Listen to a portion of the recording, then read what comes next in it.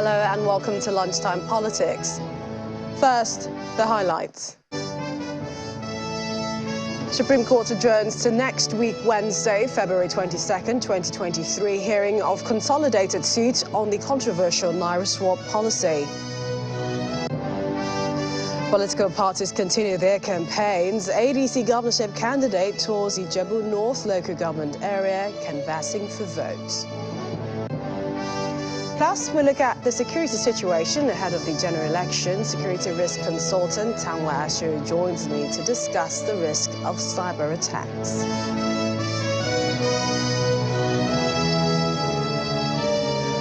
Welcome again to the program. I'm Millicent Walker in Lagos. It's 9 days to the general elections, and the thorny issue over the use of the old notes of 1,500 and 200 Naira being used as legal tenders in the country continues. This is as the Supreme Court adjourned to next week, Wednesday, February the 22nd, 2023, hearing of the consolidated suit on the controversial Naira swap policy. At today's sitting, the Apex Court was filled to capacity. Retinue of senior advocates, legal practitioners, also the governors of Kaduna and Kogi states were present. Court proceedings began with Justice John Okoro, who was leading the 7-man panel, informing the court not to lose sight of the case and its intention as it affects the suffering of Nigerians. Zamfara, Kogi and Kaduna states had instituted the suit against the federal government and the central bank.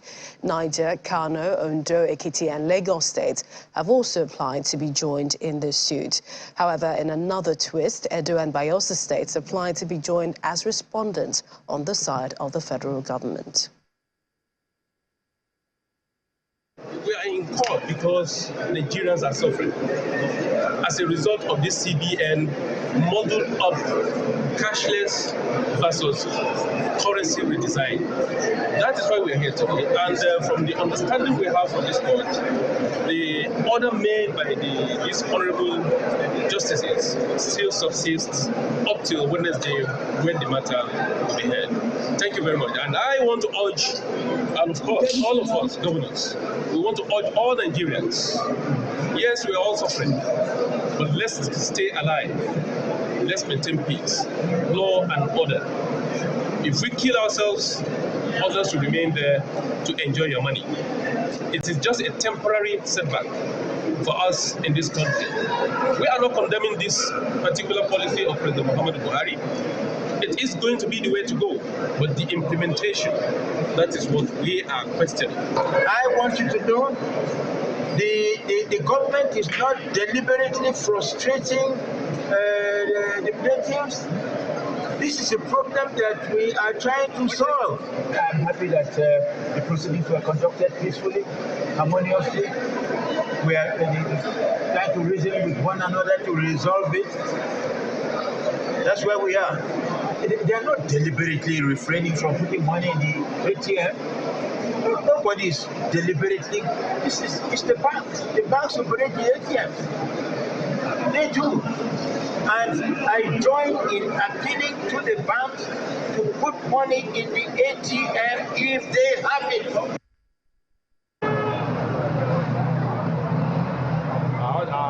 Meanwhile, this is the situation in some streets in Ibadan, the real state capital. They've been barricaded as protests break out in parts of the city over the new Naira notes and difficulty in accessing cash. We understand that protesters barricaded some roads, preventing free flow of traffic in the area. Same scenario playing out in Sabo Road Junction. Another barricade been made to prevent vehicular movement. We're also being told cars were turned back at some points. Some school children had to return home as a result of some of these skirmishes. Our correspondent reports that security operatives are on ground to prevent another violent breakout at the moment. We'll bring you more details as we get them. Well, only yesterday, the Senior Special Assistant to the President on Media and Publicity, Mr. Garba Shehu, in a statement said that it's not true that the federal government or the central bank have taken a preemptive action on the legality of the currency as a legal tender in view of the pendency of the case before the Supreme Court. According to him, the position of the government and the CBN will be made known upon the determination of the suit. We perhaps will assume that that now stretches to Wednesday next week. But joining us to talk more about this is Dr. Ayo Tariba. He's the CEO, Economic Associates.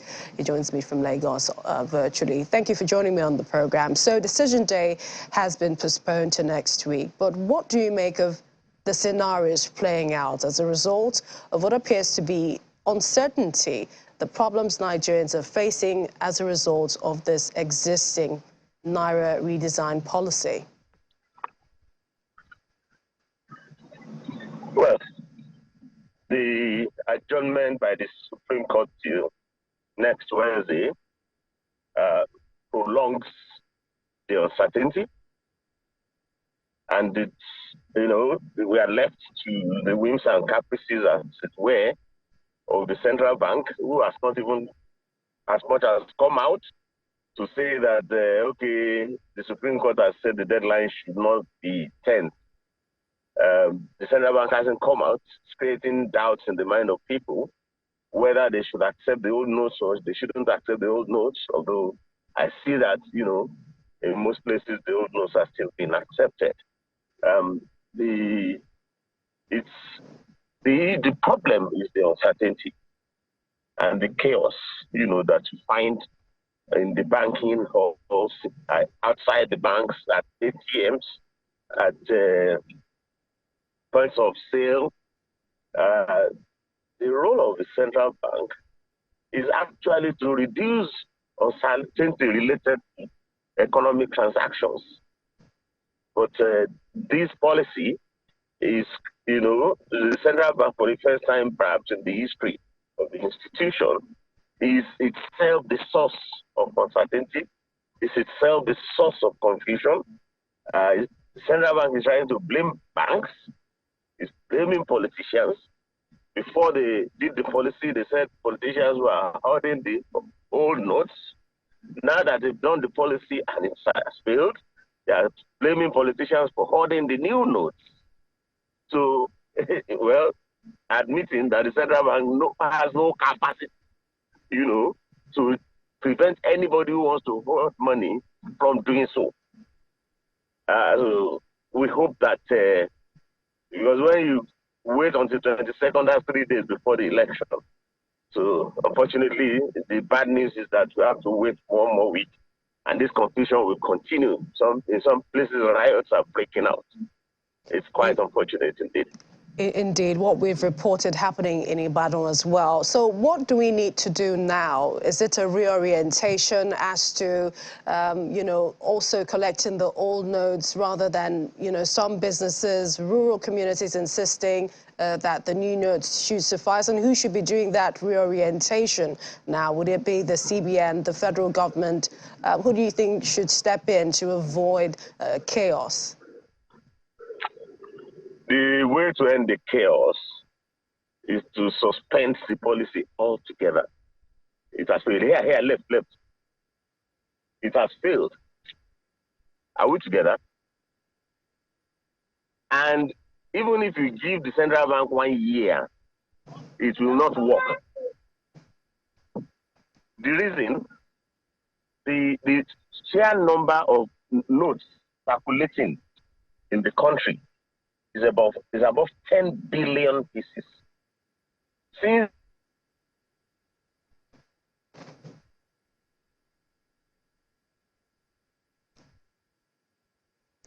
I hope we still have our guest with us. We appear to have lost him. He was on his way when we spoke to him, but he has been talking to us, that's Dr. Ayo Tariba, about this Naira redesign, which he says the policy should be suspended. We'll get to that and other issues.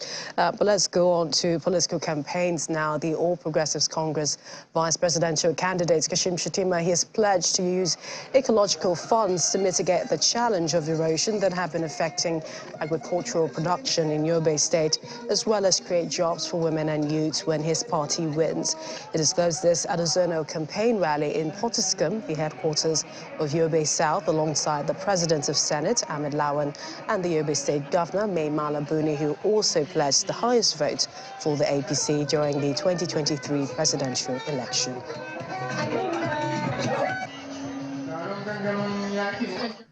Meanwhile, the presidential candidate of the Accord Party, Professor Chris Imomulan, believes that the destiny of the nation is tied to youth's involvement in the development of the country through active participation in politics. The professor was speaking at the presidential parley organized by the National Institute for Policy and Strategic Studies, Karu, Plateau State. What is happening in this country today regards to this monetary issue. We are not saying the policy is bad, but we are not happy with the hardship it has caused Nigerian citizens today. We believe if it is not addressed properly, it is going to affect so many things, including the conduct of the election on the election days. You have to use money to buy fuel, you have to use money to run around, and you have to use money to take care of the deployment of your staff to various polling units. So for this election to be successful, the federal government and CBN has to step in to complement. So we are calling strongly, as a political party, Accord is calling strongly on the CBN and the federal government to please step in and save these masses from going or suffering, more of this hardship. Enough is enough, honestly. We are suffering, and we don't want Nigerians to continue suffering. While still on the political campaigns to women inclusion in Cross River State, the wife of the presidential candidate for the People's Democratic Party, Mrs. Titi Abubakar, has charged women across the globe to vote the PDP presidential candidate in the 2023 general election, as they stand to benefit 60% in appointments. She was speaking in Calabar, the Cross River State capital, during a stakeholders meeting with women across the state, why they should vote someone with experience to move the nation to greater heights. Women in their numbers across Cross River State gather in Calabar, the state capital, as they drum support for the People's Democratic Party candidates.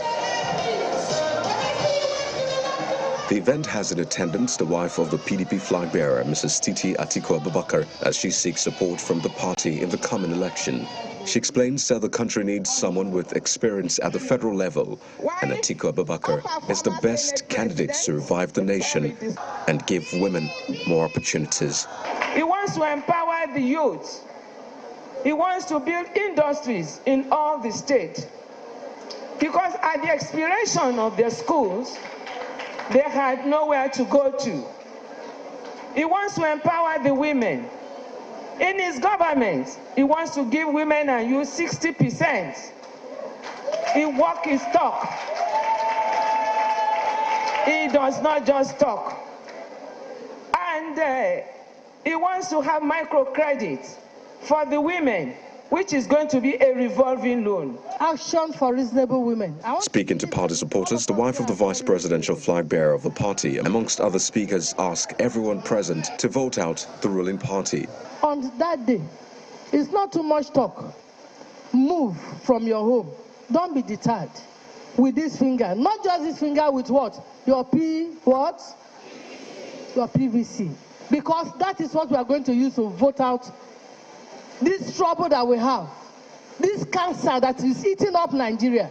Any vote that is not for PDP, any vote that is not for Atiku Akowa ticket is a waste of votes. That is the truth of the matter. As Nigerians move to the ballot come February the 25th to cast their vote for the candidate of their choice, expectations are high that the elections will be free, fair, and credible.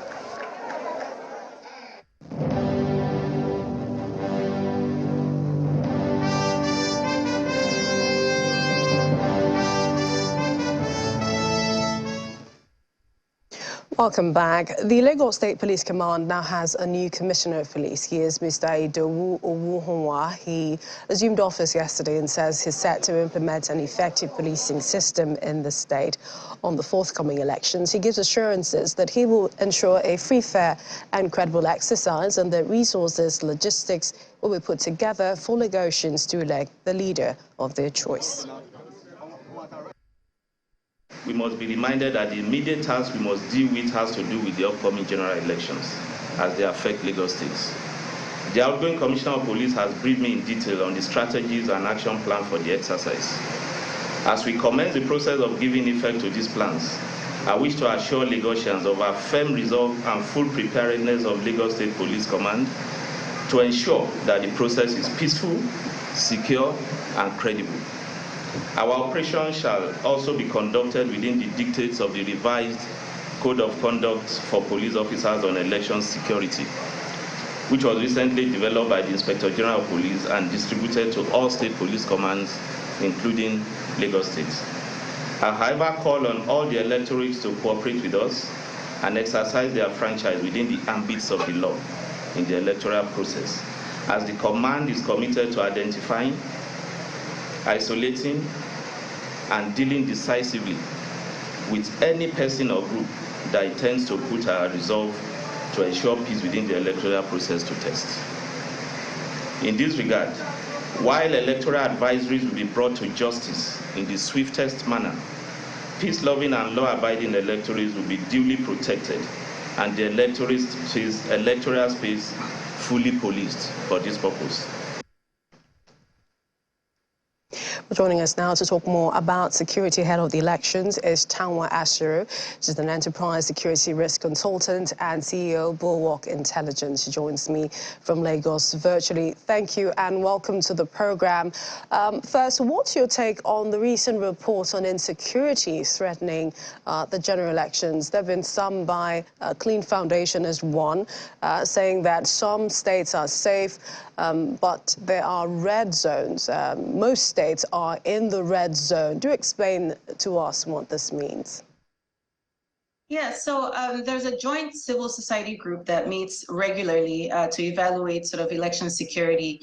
And they're known as the Interagency Consultative Committee on Electoral Security. I know it's a mouthful, but we'll call them ICCES. Now, this group met together a few months ago, and they conducted an assessment. Their assessment revealed that there were about 686 different communities across Nigeria with high levels of insecurity. Now, the issue here is they said, look, this might pose a challenge for INEC to effectively get election materials to these different communities. Now, 90% of those communities were actually located up north. Half of those were actually in the northwest region alone, particularly Zamfara State, which has been hard hit with the bandits terrorism that's going on. The north central also had a pretty huge chunk of insecure communities, as well as the southeast, particularly Imo State, Anambra, and Abia State. Now, these two maps actually show, different areas that Clean Foundation and Risk Advisory organization, Bulwark Intelligence, is sort of assessing that could experience some level of violence during the elections and also post-election.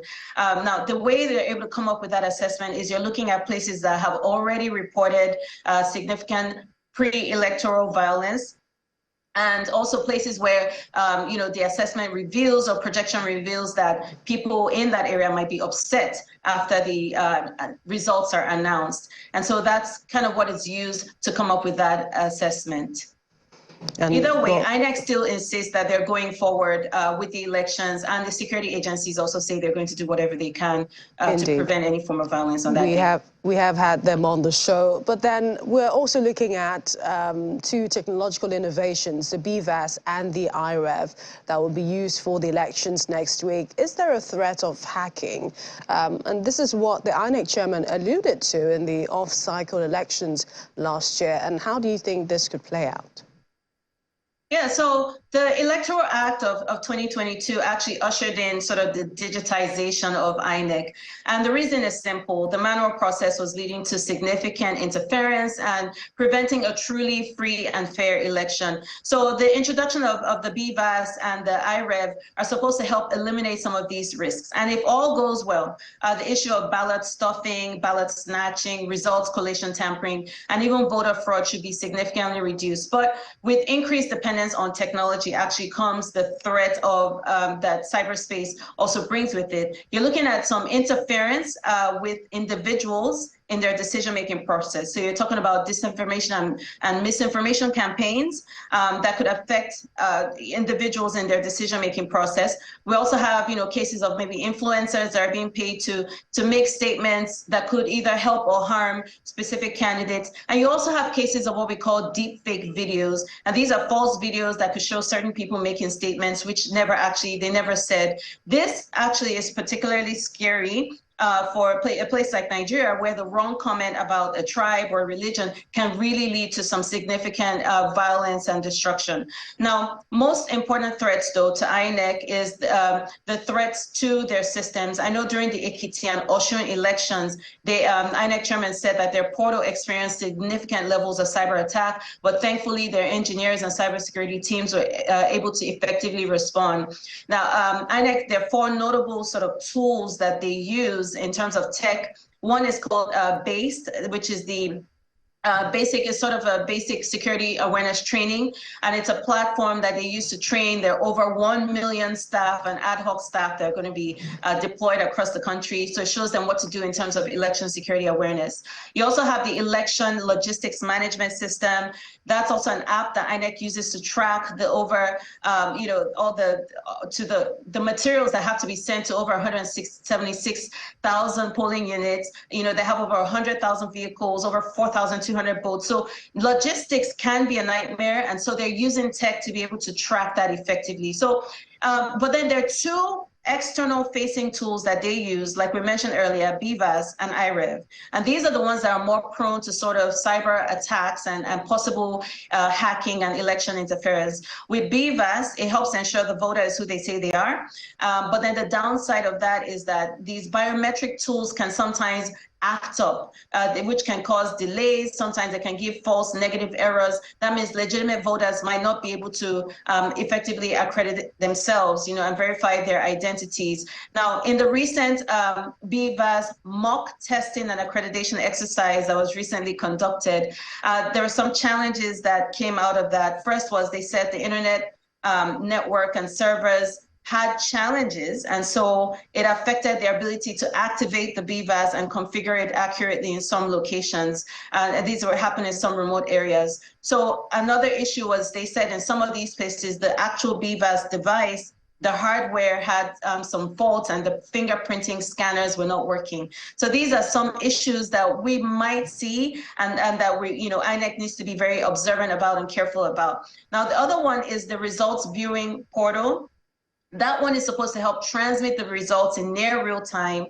And again, the issue with this is the fact that the internet network might be a challenge in that area. And interestingly, during the Ekiti and Osun states elections, INEC said that they had challenges verifying some of the quality of the uploads. They had low quality uploads, which they said happened because the officers that had been trained for this were not available at the time. So the INEC has said that don't worry, they'll ensure that the adequately trained officers are available to make sure that the results are properly transmitted and uploaded on that viewing portal. So, I know it's a little too late to sort of give advice and recommendations in terms of how INEC can sort of prevent any attacks or hacking attacks, which they said, again, during the Ekiti and Osun state elections, there were a significant number of cyber attacks against their portals, but they were able to deal with that. So going forward, we hope that by now,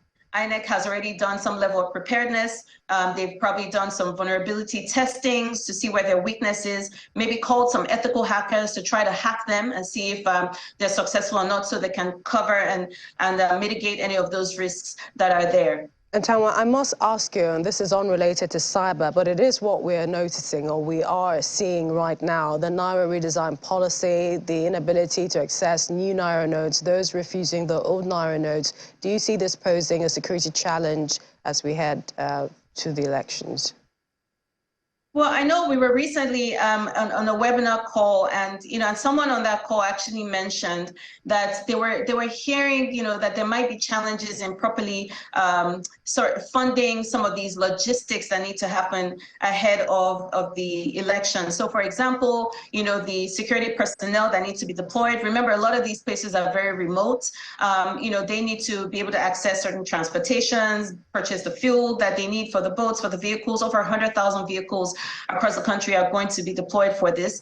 Even the ability for INEC staff themselves to make it to certain polling units effectively. So in terms of cash, I know the CBN has come out to say, listen, no matter what, we will make sure that the adequate cash is available so that, or funds actually is available so that we don't have any of these issues. But, hopefully, we actually see that play out on that day. We appreciate your time. Thanks so much. Tanwa Asher is the Enterprise Risk Consultant, CEO, Bulwark Intelligence. Thank you for joining me on the program.